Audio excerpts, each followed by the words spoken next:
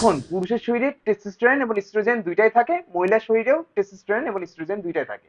এখানে নির্ভর করছে হচ্ছে পরিমাণ। এখন যদি বোঝার সুবিধাতে বলি, ধরে নিন আপনার শরীরে 100টি সেক্সুয়াল হরমোন আছে, এর ভিতরে 80টি আছে হচ্ছে টেস্টোস্টেরন এবং 20টি আছে এস্ট্রোজেন, যদি আপনি একজন পুরুষ হন।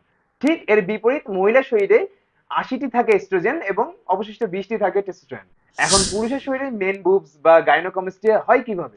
যখন এই টেস্টোস্টেরনের পরিমাণ 80 থেকে নেমে 60-এর কাছাকাছি চলে আসে এবং এস্ট্রোজেন হরমোন 20 থেকে নেমে 40-এর কাছাকাছি চলে যায়, তখন এখানে ইমব্যালেন্স তৈরি হয়। অর্থাৎ একজন পুরুষের শরীরের মস্তিষ্ক তখন কনফিউজড হয়ে যায় যে সে ফিমেল বডিতে আছে নাকি মেল বডিতে আছে। এই ক্ষেত্রে সে কি করে, যে ফিমেল অর্গানও কিছু ডেভেলপ করতে শুরু করে, যে ক্ষেত্রে দেখা যায় যে পুরুষের শরীরের লোমগুলো কমে যায়, পাশাপাশি ফিমেলদের মতো স্তন বড় হতে শুরু করে। এটা পুরোপুরি হচ্ছে হরমোনাল ইমব্যালেন্সের কারণে হয়।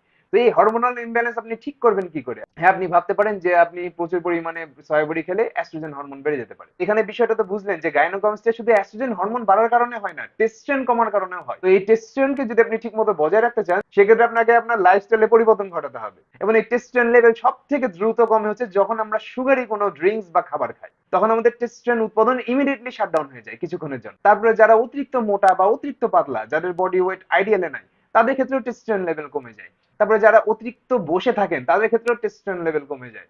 যারা রাত্রে দেরি করে ঘুমান বা সারাদিনে কম ঘুমান, তাদেরও টেস্টোস্টেরন লেভেল কমে যায়। তো বিভিন্ন ফ্যাক্টরের উপর ডিপেন্ড করছে যে আপনার গাইনোকমাস্টিয়া হবে কিনা।